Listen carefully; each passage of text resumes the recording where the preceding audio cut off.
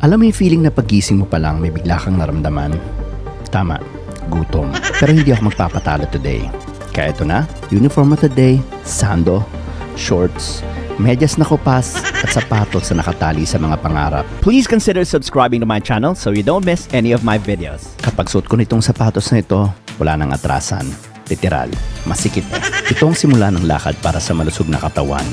Lakad para sa anak, para sa asawa, at sa abs na iniwan ako 10 years ago. Yung hindi ka na makangiti dahil pagod ka na. Kahit pilitin mo, hindi kaya. Pero ang totoo, hindi ko alam kung bakit ko ginagawa tong shot na to. Montang eh. Pero ayaw mo na.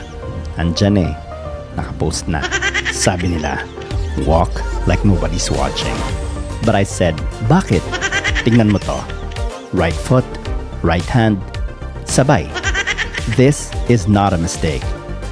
It's a decision, a fashion statement, a lifestyle, an identity. Kapatid, you don't need symmetry. You don't need rhythm.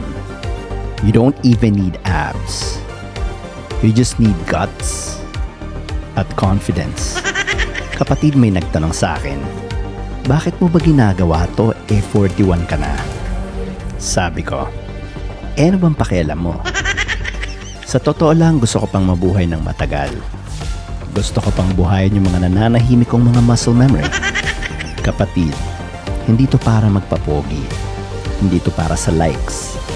Pero kung mag-viral, edi nice. Actually, this is for energy, for health, and for discipline. Kasi kung di ko sisimulan ngayon, kailan pa? Kapatid, lahat tayo may day 1. Pero hindi lahat umaabot sa day 30, day 100, day 300, day 5 million.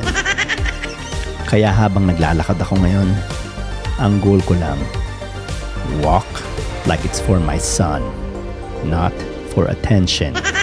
Tatay ka man o hindi, tandaan mo, lahat tayo may inilalakad na pangarap. For now, yun lang.